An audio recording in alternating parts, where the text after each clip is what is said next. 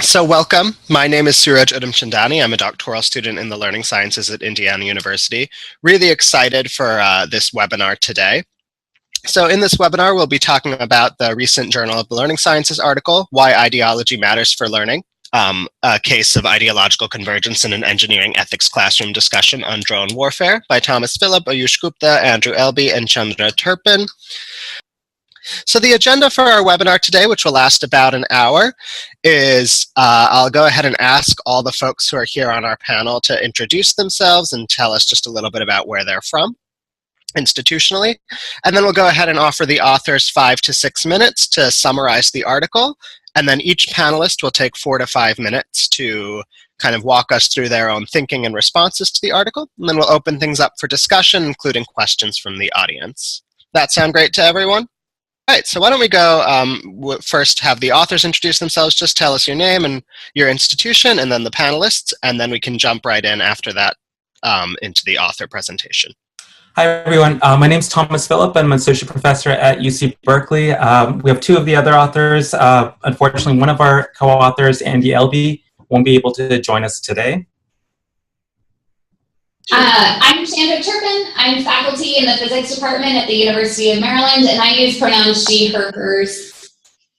Hi, I'm Ayush Gupta. I use pronouns he, him, his. I'm faculty at the University of Maryland in physics, as well as in the engineering program here. Hi, my name is Miwa Takeuchi. I'm here at the University of Calgary Learning Science program. I'm an assistant professor here. I'm Flavio Acevedo. I am in the STEM education program in the Department of Curriculum and Instruction at the University of Texas at Austin. And I'm an assistant professor here.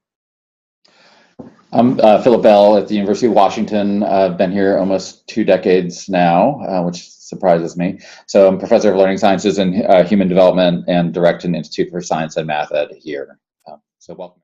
Hi, I'm Donna Riley. I am the head of the School of Engineering Education at Purdue University. I've been here for just a year. I have a longstanding interest in teaching engineering ethics and engineering and social justice. All right, thanks everyone. And all right, let's pass off to the authors to kind of give us a summary of the article. Okay, I'm gonna hopefully share my screen successfully here. Well, thank you, Suraj, for moderating this webinar, Lillian and the editors at JLS who made this possible, and the panelists who've so graciously agreed to be a part of this session. And thanks for all the virtual participants out there for being in conversation with us. To provide some context for our conversation, I'd like to briefly go over the key argument we make in the article. We analyzed a discussion on military drones between 12 undergraduate engineering students. When we initially watched the video of the discussion, it seemed to play out in rather predictable ways. That is, the majority of students thought it was crucial to protect American lives over others, and that their ethical responsibility as engineers was limited to ensuring that the drones were accurate. It was only as we dug deep into the dialogue that we began to realize the incredible nuance and the many paths not taken in the conversation. Paying attention to these subtleties helped us see the problems of simply saying, of course they reproduced ideologies of American nationalism. As we paid attention to the turns of talk, we saw how they were hammering out what American nationalism meant for them as engineers in their particular context. Surprisingly, on closer examination, it became evident that most of the participants, even seemingly ardent proponents of an American-centric view, were at times taking ideological stances that challenged American nationalism. But for the most part, these opportunities for ideologically expansive thinking were rather fleeting and not sustained through the interactions of the participants. It's notable that it took even a few minutes to establish civilians as a category that was worth paying attention to. Once it was constructed as a locally meaningful term, civilians, in a pretty generic sense, was used in opposition to terrorists. As the discussion proceeded, 2 particularly notable things happened. 1, civilian got more aligned with being brown-bodied, that's West and South Asian, and was implicitly distinguished from white civilians. And 2, brown-bodied civilians progressively got constructed first as unwitting tools of terrorists, then as sympathizers of terrorists, and then as potential terrorists. So figuring out the ethics of drone warfare in this context went hand in hand with making brown-bodied civilians less grievable and their lives of less concern. Throughout this process, the students aligned and disaligned themselves with each other and with categories like engineers, Americans, and rational people. So in these 58 minutes, the students were thus working out who they were as engineers, most of whom identified as American. So most certainly the students had heard and perhaps articulated many of the ideological stances they took in this discussion. When we're arguing here that the ideological stances are interactionally constructed, we're not saying that the students are constructing these meanings entirely anew. Instead, we're emphasizing that the processes of ideological convergence and expansion could have played out differently, such that the students converged on a different set of ideological stances and different learning. Or perhaps they might have remained longer in an unsettled space of ideological expansion that highlighted gaps in their own understandings and created new possibilities for further learning. So through our analysis, we're bringing attention to a problem that we see in the learning sciences, social theory, and across various disciplines. The relationship between ideology and learning is under-theorized. Often scholars use ideology, especially in the learning sciences, to mean a belief system that's relatively rigid. Such notions of ideology are assumed to matter for learning in some underspecified manner. Or ideology is even construed as antithetical to learning. For us, however, we think of ideology as taken for granted assumptions for how the world works, especially with respect to power, and the associated positions that are made available for us through ideological stances. These assumptions are contextual and fragmented, and ideological contestations and convergences are worked out in interaction. If ideological convergence is interactionally achieved, as we show, and not a given, then the interactional processes can also be marshaled to prevent early convergence. So our stance on ideology as contextual isn't just theoretical, it has consequences for what we think learning can be. In summary, through the exploration of the ethics of drone warfare, the students learned, perhaps unintentionally, what it meant to be an American engineer, and simultaneously to devalue the lives of brown-bodied civilians. Ideological convergence that devalued brown-bodied civilians closed off possibilities for ethical and disciplinary learning. But recognizing that the processes of ideological convergence and expansion could be marshaled to create more expansive opportunities for learning is also promising. So someone could say, this is exactly why we shouldn't mix engineering, math, and science with politics and social analysis. We want to be explicit that we strongly disagree with such a stance. Such seemingly apolitical approaches are problematic as they obscure the inherently political nature of STEM and often perpetuate the status quo of inequity and injustice. Rather than being a reason to shy away from the political and ethical questions in STEM, we believe that this case makes a compelling argument for closer attention to how we intentionally make space for ideological convergence and expansion in classroom dialogue. Thank you. Great, thank you, Dr. Phillip. Dr. Turpin and Dr. Gupta, do you have anything to add? Well, and we'll rather hear from the panelists. So thank you so much. I want to actually just thank the authors profoundly for the contribution to the literature and all the work that led into it and will come from it. You know, a good paper is one that you keep track of and you make use of. A great paper is one that helps you rethink your own work and make new connections. And so I just want to thank you for a great paper. It's been spinning through my head since the manuscript version came out, and then we've kind of read it as the research group really quickly, and it's certainly found its way into my thinking. In particular, I think centering in on heterogeneous meaning making as a focus of learning environments is very profoundly becoming a broader agenda for the field, and I am really excited and heartened by that as something to then be thinking through. And in particular, the ideological expansion convergence. And I kind of have questions about like framings around ideological articulation and clarification within community and like how those slightly different kind of terms might help us think about endgame sorts of desired goals for groups. But helping that really become a centered thing within STEM education is a very high priority. And I just kind of want to underscore that very often we kind of leave the political, leave the applications, downstream many applications of technology and approaches like kind of as things to be figured out later. And I guess I wanted to kind of just commend the group for like helping us center that through the means of STEM education to think about the ends. So like just wanted to highlight that. I think there are some parallels in the literature. When we were doing some ethical design work around global ban of DDT around 2000 or so, we found some kind of role-playing social studies research around how do you get people to kind of occupy positions within kind of ideologically contested spaces. And so like some of those structures could be useful design knowledge input for us to kind of take into learning environments. And so, you know, be interesting to think through like other possible connections. I had a few different thoughts that kind of occurred to me in rereading the paper.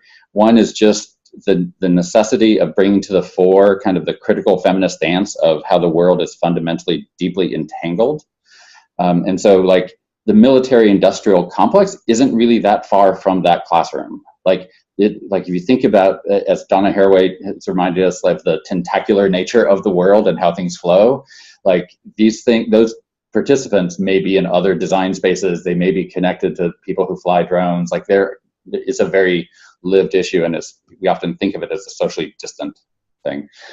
The second point really comes from Gary Fine's career of work, where he thinks about like what are these social structures that allow us to enact our best forms of democratic engagement, and he frames it as tiny publics, where it's kind of a local sociology framing of like how does a group deliberate together to make sense of a complicated issue and then make the best decision possible.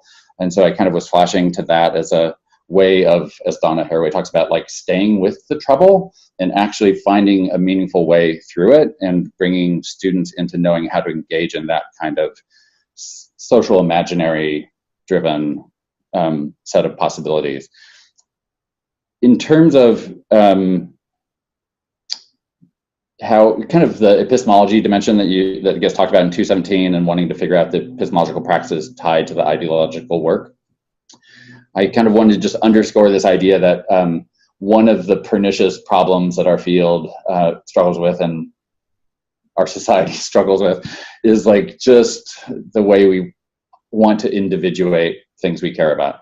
And so like this idea that every individual needs to walk away with an explanation of this kind, where I think it's really productive to think about how this conversation documented in the paper started to develop and how a social group can hold a more complex set of ideological stances together.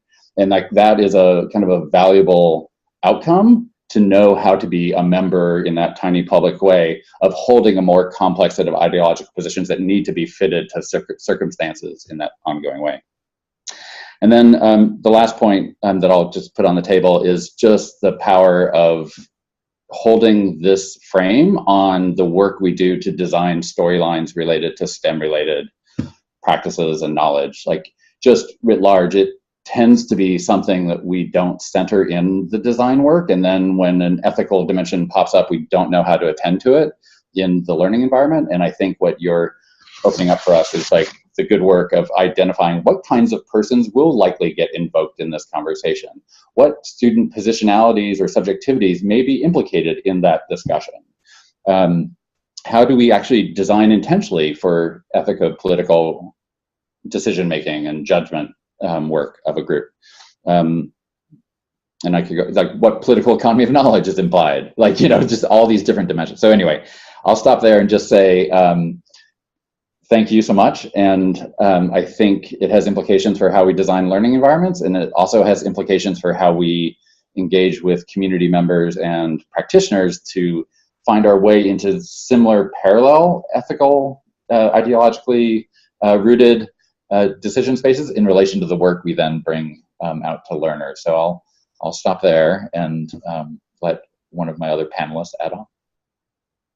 Well, I echo with Dr. Bell about how great the article was.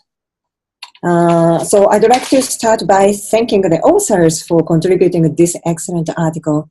And the topic is extremely timely, and the discussion around this is much needed. And I discussed this article in one of my grad courses. And the participants commented that how this article touched them at a very deep emotion level. And now I'd like to share slides. The class discussion described in the article within 10 minutes went to the mathematization of lives and the use of cost-benefit analysis. And in the discussions by engineering students, it was felt as though human lives were reduced to numbers. This reduction of lives to numbers, without critically examining what's behind the number, can serve as a tool for colonization. And this is a picture book written based on the story of an indigenous storyteller and residential school survivor in Canada. And when mathematics is treated as politically and ideologically neutral, there is a risk of dehumanization. Dehumanization in Paulo Freire's sense that it marks not only those whose humanity has been stolen, but also those who have stolen it. And so the interaction discussed in the article illustrated how mathematics could be used as a tool for dehumanization. And the article also made me think who are included and who are not as engineers. Participants in the discussion were all male and mostly discussively identified as American. And elsewhere, the authors raised a very important issue of hegemonic masculinity and the discourse of nationalism and militarization. So expanding who owns the discipline of engineering can possibly invite more diverse voices, such as women's voices, queer voices, racialized voices, to facilitate ideological expansion and convergence. And the last point, the authors showed that through their discourse analysis, how the body is laminated with certain languages, clothing, religion, and national origins were othered and labeled as terrorists. And their bits of ideological expansion kept failing. So this raises a question to me that how can we challenge that dehumanization in, through, and toward learning? And I read the author's work in relation to my own work on friendship and learning in the Journal of the Learning Sciences, because the space of friendship is inherently heterogeneous, because love, care, and occasionally our vulnerabilities are intertwined in the space of friendship and can potentially contribute to our mutual development. So friendship can potentially challenge that dehumanization and contribute to ideological divergence and convergence. So thank you so much. Great, thank you. Dr. Acevedo, can I invite you to go next? So quite a few things have already been said about the paper. I'll try to fill in those spaces that maybe are still not out there as well. So basically, I thought this was an extremely compelling and precise account of the relationship between ideology and learning. In particular, one that problematizes narrow conceptions of ideology itself and how that might be related to learning. I think that's a very important thing, and the way we've been treating that has not provided the kinds of insights that we need. So I think that's an extremely important contribution to the learning sciences. I find that in particular, the analysis of interaction, the fine-grained quality of it, that really captures students' reasoning point by point, moment by moment, and this process of ideological convergence is quite illuminating. It's the kinds of work that we need if we want to account for processes of learning and be able to, as Phil Bell has been saying and Thomas said, of intervening and keeping moments of ideological expansion possible and alive in the classroom. So that's, again, great work there that gives us lots of insights. The idea also of framing learning as heterogeneous meaning making and showing the interactional work behind it, I find it quite compelling as well. It has been present in my work, but not in the sophisticated way it has been treated in this particular piece. So again, thank you so much for the quality and the thought behind it. Some of the things that I wanted to highlight as major contributions and that could continue pushing our field forward is the fact that my limited knowledge, this is one big, perhaps the first one piece that brings together critical social theory and the learning sciences and empirically elaborates on constructs from critical social theory in an incredibly nice way. And so it's both a contribution to the learning sciences and critical social theory. I wonder if we should have invited more critical social theorists to be here today with us. That would have been a very interesting interaction. The other thing that I think it's incredibly important about the paper, I'm trying to just distill lessons rather than elaborate on it. And I think it's unbelievable how much is achieved with the analysis of a single hour of video interactions, of video records. This obviously is a testament to the knowledge and competence of the authors, but also their incredibly perceptive way of selecting an empirical context that can be very revealing of these processes, of these ideological processes and their direct relationship to learning. And I thought that was just a brilliant choice. And I hope we can learn more about that we can talk more about that. And then just to keep going on, the work began by this, and in a way just posing already a question is to think, what would come out of analyzing, let's say, Michael's trajectory within the class, not just that hour, but beyond that, from things like post-colonial theory, the role of the subaltern, how he's placed throughout the discussion before and after, and so on. So there are lots of things to think about here that I think would be very fruitful and good for us in the learning sciences. So thanks to the authors. Just to reiterate what others have said, this account, it takes such vivid care in rendering the dynamics of this particular classroom, and the narration really puts us in the room in such a way that it's just deeply resonant for me as someone that's taught engineering ethics for years, to engineers in particular, and so I really appreciated the ability there. And I also want to thank you for bringing into engineering education the theoretical lenses that came from Judith Butler and Sarah Ahmed around the ungrievability of lives and stickiness, because I think both of those concepts are really helpful in crystallizing the ways that power is operating in this classroom and the way that ideology becomes convergent. And so the role of power is something I've been thinking about a lot, that others raised here already, but I think it's really central to that your work has made visible the normative political commitments of engineering that are pre-existing, and to really think about how you can deal with that as it gets reenacted in a classroom setting like an engineering ethics class. So one of the questions I have is about what level of meta-awareness the students have around their own ideological convergence or expansion.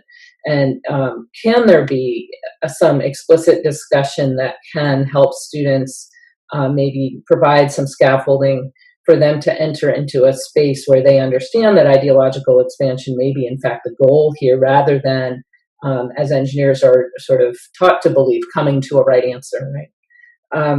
And I'm wondering about two particular tool sets that might be helpful here. One is the use of traditional ethical frameworks from philosophy, which really ought to be part of a traditional engineering ethics class. Now, how they're traditionally used is they're too often applied formulaically. You know, what would a utilitarian say about this? What would a deontologist say about this?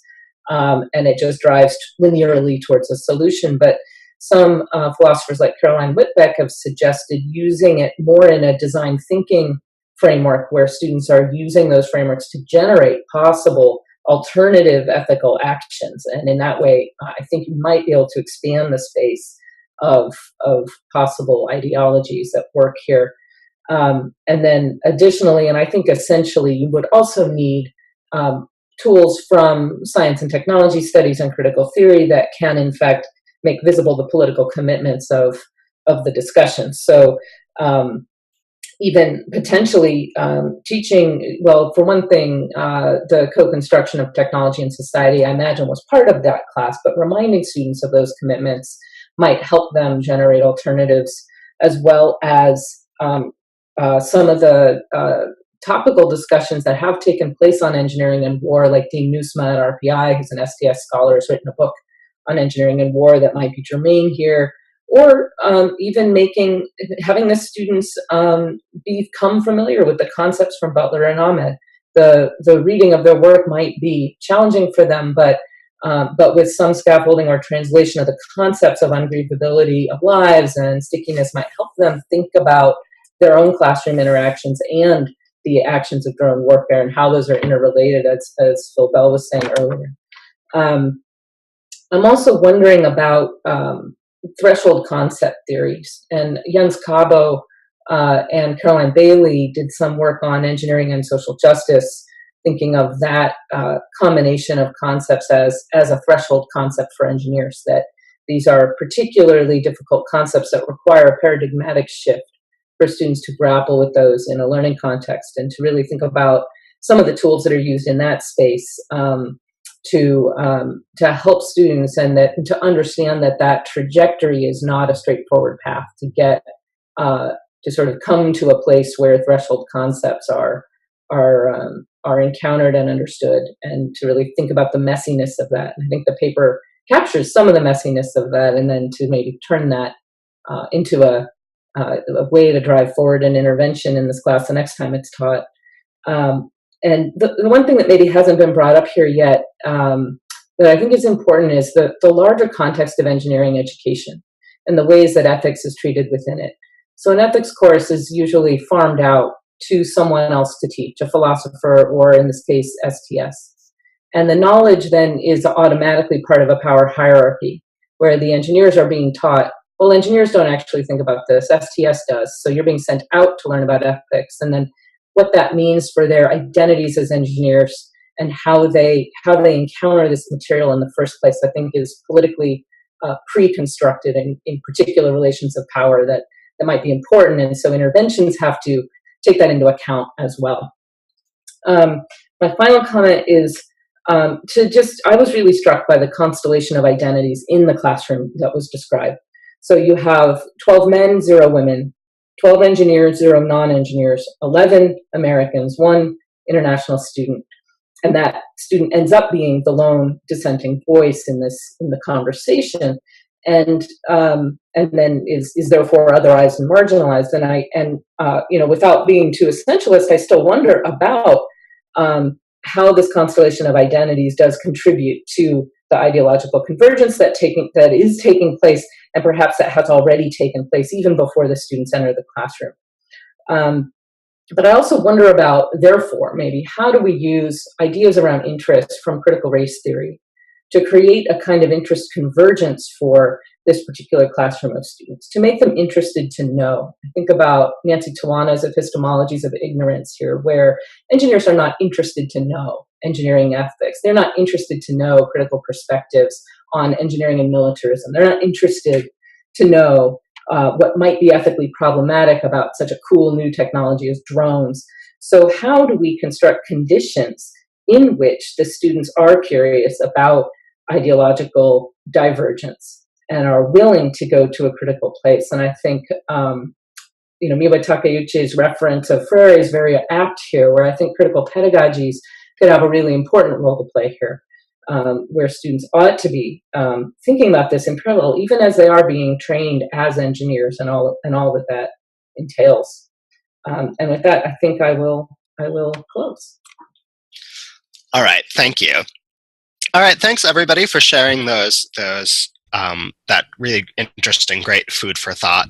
At this point, I'll remind our audience that you're welcome to submit questions using the chat function that should be at the bottom of your screen if you hover over on Zoom. There's also a raise your hand function, and what that will do is it'll allow us to pull in your audio, but I think we'll start here with, we've already got 1 or 2 questions in. The first question is from Enrique Suarez, and it reads, I am curious to know how Thomas, Ayush, Andy, and Chandra would think about ideological convergence and expansion in relation to teacher education. I can see parallels between how engineering students talked about civilians and how pre-service teachers talk about students from non-dominant communities. So the question's about the relationships between the article and teacher education more broadly. So a lot of my work is in teacher education, precisely in engaging with these questions around how teachers construct notions of equity and justice, how they construct notions of success and failure, dominant, non-dominant. What was fascinating about engaging in conversation with Ayush and Chandra and Andy around this paper is that it helped me look back at the work that I've done in teacher education and see it in a different way. And part of that is, I think my challenge with a lot of the work in teacher education has been that we still rely a lot on very psychological notions of beliefs and attitudes. Dispositions has been another term that's been brought in, but it presupposes certain people as opposed to emphasizing meaning making in interaction.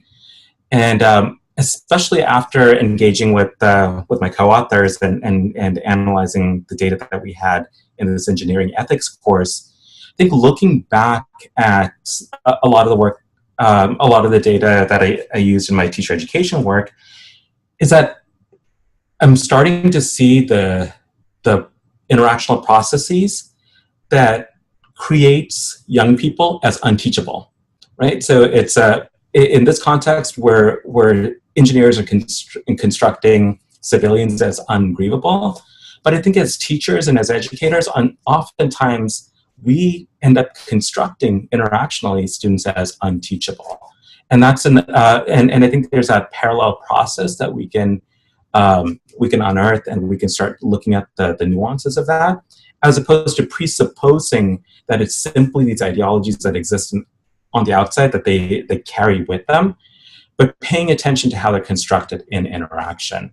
And if we do that, I think it places a lot more opportunity for us to think about our role as teacher educators, or people facilitating learning, because I think that's the other part that's happened in teacher education, that we've taken a very deficit-oriented perspective around teachers and educators without calling into question the very the learning context that we design. Like we've abdicated a lot of responsibility there. So I think this lens also brings back attention to the very learning environments we're responsible for designing or co-designing to a certain degree. Add to this notion, like in constructing students as unteachable, in constructing and in the data, the civilians were constructed as ungrievable as they sort of like get acquired in the category of brown-bodied. I also want to point out, in some ways, when we are constructing this, and it's not necessarily connected to the reality of the human lives of the people who are getting constructed. There could be an amazing amount of variety, an amazing amount of like desires and motivations and lived realities that have very little connection to this sort of like strange construction that happens, whether it is ungrievable or whether it is unteachable. And then there are two things, I think, as a consequence of that. One is that this construction can drive future action. And so when people get constructed as ungrievable, then in some sense that construction prolongs the conflict, because then you cannot see all of the actual reality on that ground. It limits the ways you can understand the humanity of those people, essentially, once they've been constructed in this weird way. And in a parallel, you can imagine that once students get constructed as unteachable, it can limit us from seeing the humanity of students. It can limit us from seeing their desires. And in both cases, I feel it has a negative consequence on the humanity of people doing the construction. And so if we are to retrieve our own humanity, we need to be cognizant of the constructions we're making.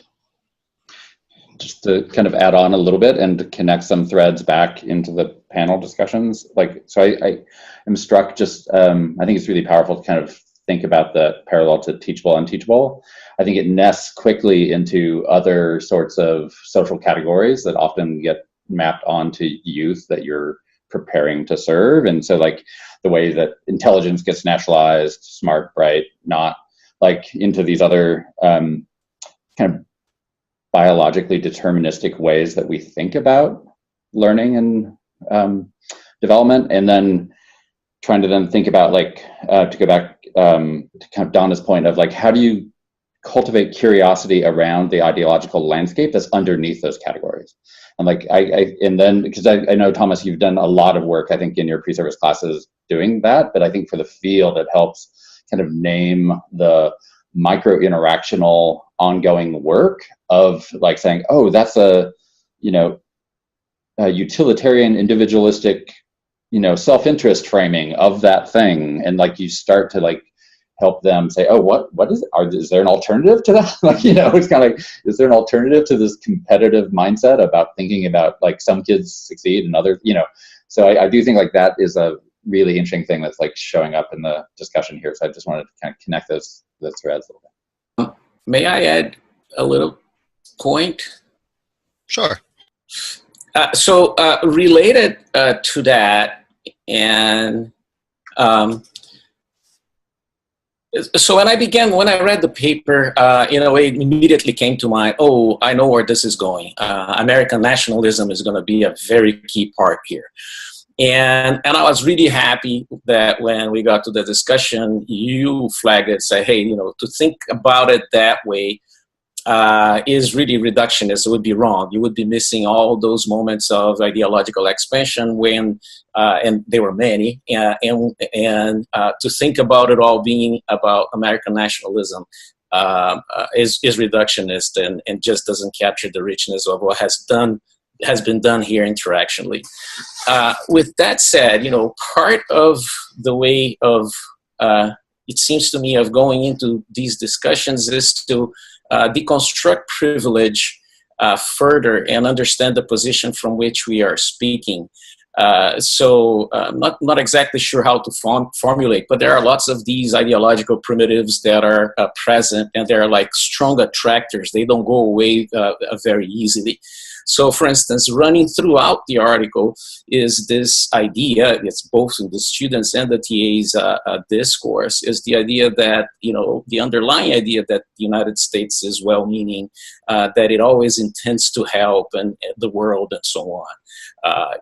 Well, I grew up in a military dictatorship installed, supported, and financed by the US. So, we all know that that is not true, and that idea wasn't treated. It's like underlying the conversations, but it's not well treated. It's not picked up and unpacked.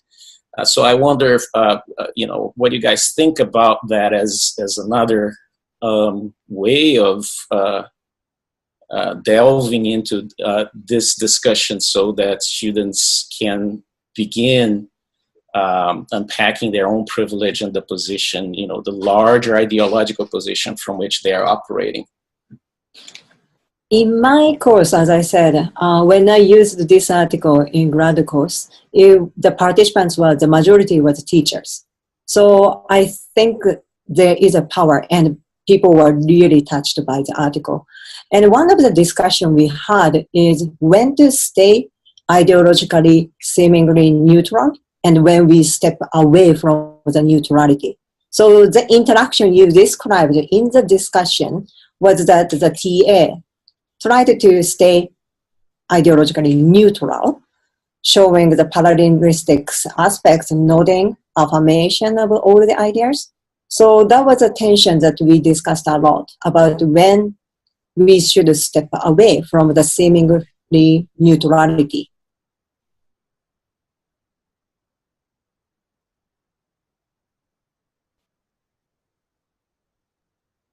Quickly responding to Flavia's point, and I think that is a kind of debate that is happening in engineering ed quite a bit, and one of them is actually here. Donna Riley has really made the point that if you want to think about engineering justice, we really also have to think about engineering injustice. And if we don't explicitly and deliberately think about that, then we'll never actually be able to think about engineering justice. And I think a similar point is like, how do we so then question ideologies of engineers as saviors of society or you as saviors of the world?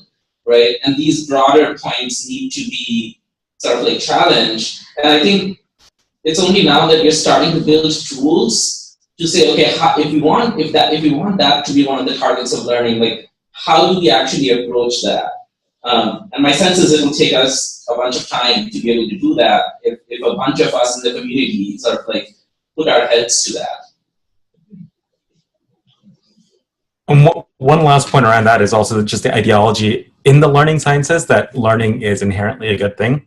So that it seems like we need to examine our own ideological assumptions in the learning sciences. That the learning that takes place here is complex, right? The learning within a powered society. So we disrupt those notions of learning is inherently good. But I have a question maybe that we can kind of throw around and you're welcome to respond to one another. So what kind of happens in this article is that Michael keeps putting these bids out and they keep kind of overtly being rejected. And I'm wondering, and we kind of see how that shuts down a potential ideological discussion that might lead to deeper learning. What I'm curious about is an alternative possibility in which Michael's ideas are taken up, discussed, and then rejected after some sound consideration, and how we might think about that kind of moment. It seems like that might result in deeper learning through one lens that sees this as a more extended discussion, but in another way, if the idea is ultimately rejected, is that, to what degree is that better or worse than it not being considered at all? And so that's kind of what I'm thinking about, and anyone's welcome to kind of jump in. What comes to mind for me is, I mean, I'm flashing back to kind of more philosophically rooted ethical frameworks. And this particular one, I have a colleague here, Debbie Kernman, who teaches in our teacher ed class, or has historically. And she surfaces kind of value tensions as a framework, realizing that you can have topics that have multinodal values that are playing out. And there's not an easy way to discern like the one way to think about a situation.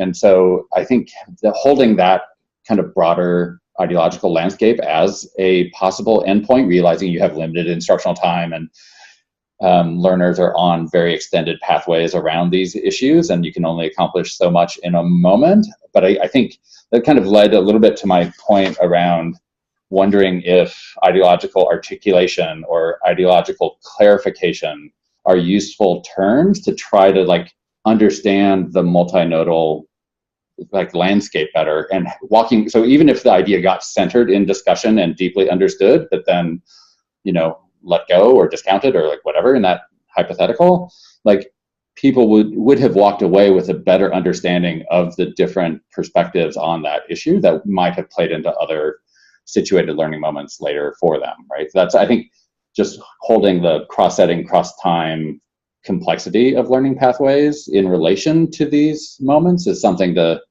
kind of better understand in detail, but like it's, you know, a likely way to understand progress in the long term. Okay, question from John Benner. This is a question for everyone. How do we relate ideology as a theoretical tool for understanding heterogeneous meaning making to other tools such as Holland's figured worlds or Greenough's frames? These other tools describe taken for granted, often subconscious constructed meanings that we can use to understand how groups construct power and make sense of actions and identities. Ideology as it's used in the article here seems to be enabling the authors to do something different. So the question is about the theoretical framing framing of ideology here as compared to some other ways that we might think about subconscious meaning making. So I can jump in with a quick response. Maybe Ayush and Chandra can expand, or other panelists. I think for me, part of our decision to draw on Stuart Hall's work, which is also based on Antonio Gramsci and sort of a neo-Marxist perspective, is to emphasize the historicity of these constructs as well. I think a lot of, and oftentimes it comes to what each frame offers and what each methodological approach obscures as well. So it's not to say that these are necessarily should be in opposition to each other or substitute entirely for another. But I think what our notion of ideology building on Stuart Hall offers is allowing us to see the historical development of these constructs, and that they are embedded in systems of power that are both local as well as global, and that these societal constructs of power carry through historical time. They're contested over historical time, and they gain, and they're laminated with meaning over time as well. My only addition, I think, is very similar. I don't see them necessarily as in conflict. And I can imagine notions of figured world, for example, to carry maybe some of the work of that historicity too, right? Like that's part of it. Cultural historical trajectories of people is not divorced from that framework. And so I think that there could be deep synergy between the way in which Holland et al. Framed their work and the way in which this was done. And I'm less clear on how I think that Greenow's frames would actually take us much more in the cognitive domain, but then we have the fear of losing that cultural historical trajectories of some of these constructs.